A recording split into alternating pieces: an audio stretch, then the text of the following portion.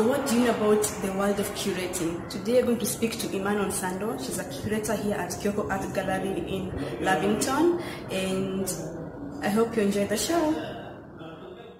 Well, the work of a curator is to find the best way to utilize the space in order to tell a story or showcase a certain talent or different artists, as well as just to work closely with the artists and put a show that is presentable and coherent and interesting as well. It's really important for me, at least, to always put out something that's interesting, something that people haven't seen before. I don't want to just give attention to things that people have already seen. I want to challenge people's perspectives on art, what they think counts as art.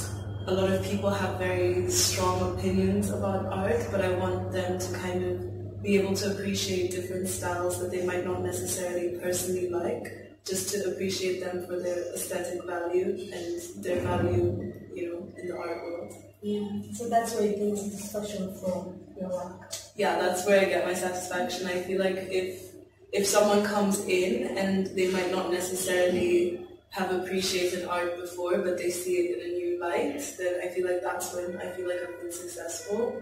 And also, a lot of the time recently we've been working with quite young artists, and so I feel for them having an opportunity like this, it gives them the courage to keep going on with what they want to do. And I think that's really important because we don't want people to feel like their work will go unappreciated. We want people to be able to pursue whatever they want to do.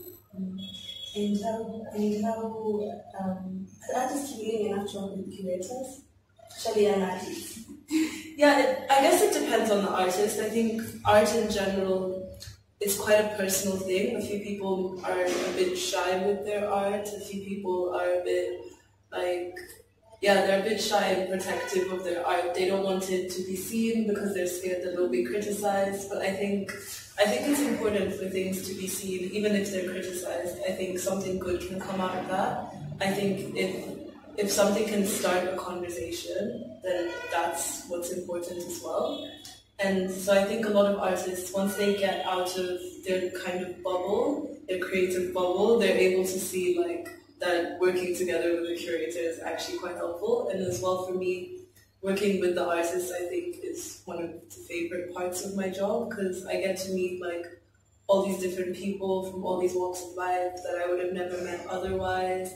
And yeah, without artists, I wouldn't be able to make a living. So I'm very thankful for them. Yeah, and on that, and about the business side of it, how do you come up with agreement with the artist?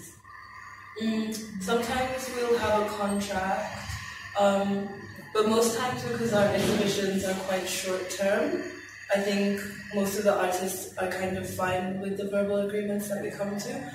But if they want certain things in writing, we don't mind giving it to them in writing. Is there any course that someone can take to study curating? Yeah, there's maybe not in Kenya.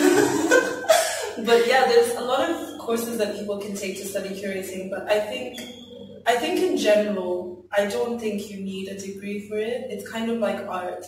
I think you don't need a degree for it. As long as you have an appreciation for art and you have sort of an eye for how things go together and you know how to arrange things nicely. I think a lot of the stuff that has to do with curating can just be passions that you have. I love when I have to do writing for the artists, because some of them don't like to write about their own work, and so I'll step in and I'll write about their work for them. It helps if I get to know the artist a little bit. I think a lot of times I'll have conversations with them, and because you can look at a painting, but until you get the sense of who the person is behind the painting, it might be quite hard for the message to come across.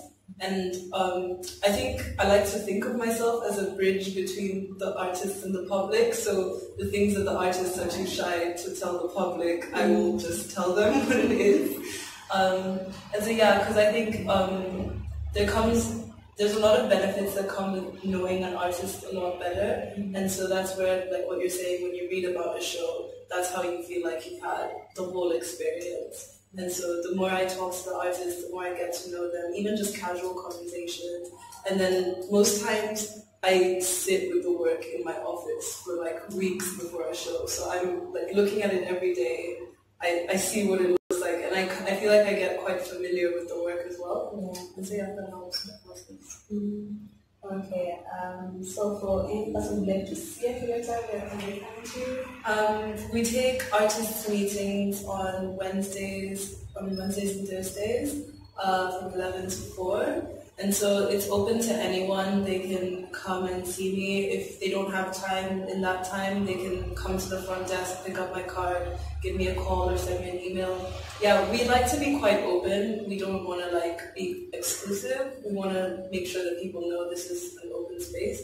Obviously, we do have to choose a lot who we let in and who we don't. But in terms of letting people come in, anyone can come.